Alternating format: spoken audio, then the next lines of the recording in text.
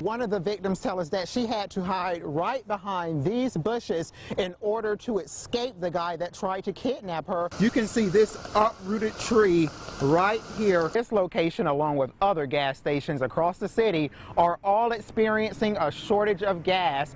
I want to show you where the victim said she went and she hid. Ashley, this is crime scene tape officers just put up moments ago. Over here you can see there's a lot of pet food that's going to be delivered. Bottles of water right here, more bottles of water over here. And down here you can see gallons of water, Gatorade that's going to be given out. We do know so far that those suspects are in custody, as you said, Michaela. We don't know the name of the suspect who allegedly pointed that gun at the officer. So right now we don't have too many details, but what we can tell you is that there has been a shooting. For all of the Gold Star moms, including Debbie Tuttle, this new memorial is a way for them to honor their children's love and sacrifice. I'm here at the Brookstone School where students are preparing to watch the eclipse. Those that live in this community say they were shocked to see so much police activity in this area this morning. I spoke with one man today who says it's the officers' first priority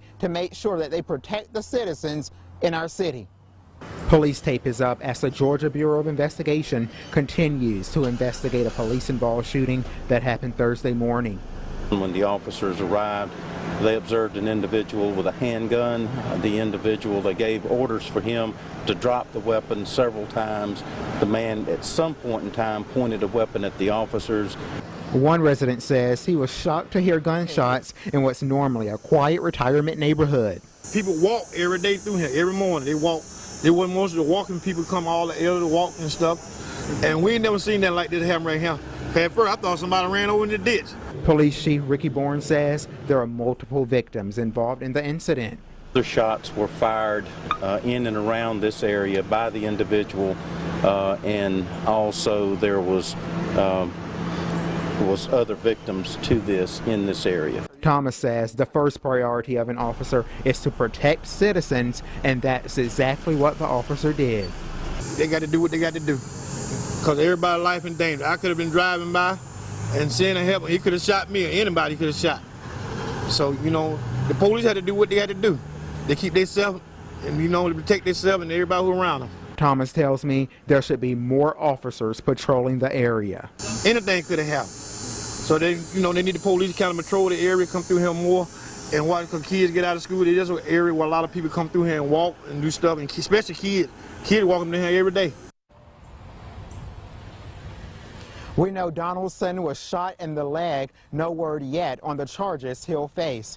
Teresa, this is a picture of just how bad that fire was. You can see just how badly damaged the front of the bus was. One student that was on that bus says his parents were never notified by the school district about the fire. I spoke with school board member Frank Myers about what he says was a lack of communication between the district and parents. This is video of a school bus that caught fire in Muskogee County Monday, leaving students no choice but to escape. I was the first one to notice it, but I didn't know what to do. I was just like in shock. Tuesday, in a News 3 exclusive report, Younes told us his parents never were notified about the fire. Neither were the students. There was nothing mentioned on the intercom today in the morning announcements or the afternoon announcements of that, you know, accident happening. School board member for District 8, Frank Myers, tells me informing parents that their child has been involved in a school bus fire is the least the school district could have done. You want to be notified. You know, parents have an absolute right to know that their children are safe in the school environment. And when there's been an incident like this, people need to be on the phone to assure these parents that everything is okay. Myers tells me until the school board gets new leadership, the lack of communication will continue.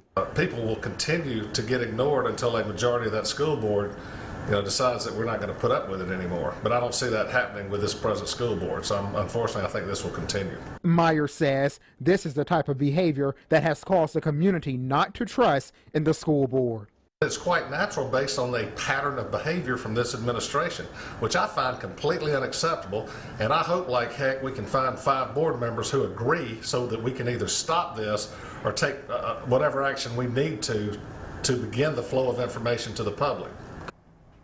Again, no one was hurt or injured in that school bus fire. We are still working to learn why the school district never put out a call to parents. Teresa.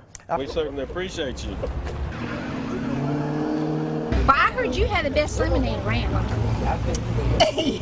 So can we have some lemonade? Yes. Okay. This month is even more special. For the entire month of October, he is raising money and awareness for breast cancer patients and their families. Aiden tells me his main purpose this month is finding a cure for breast cancer. To buy the cure, I'm going to donate it to the old tired cancers. So you're trying to get rid of cancer? Cancer diseases. And he said, well, Mom, can I start a lemonade stand? And I said, yeah, why not? So we just started as a hobby last year.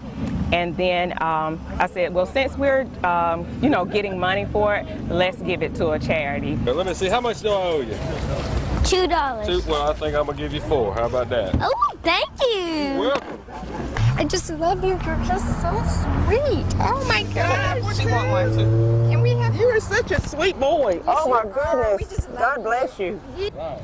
Now, just this past Friday, Aiden was recognized by the Mayor of Americus for his famous lemonade and kind heart.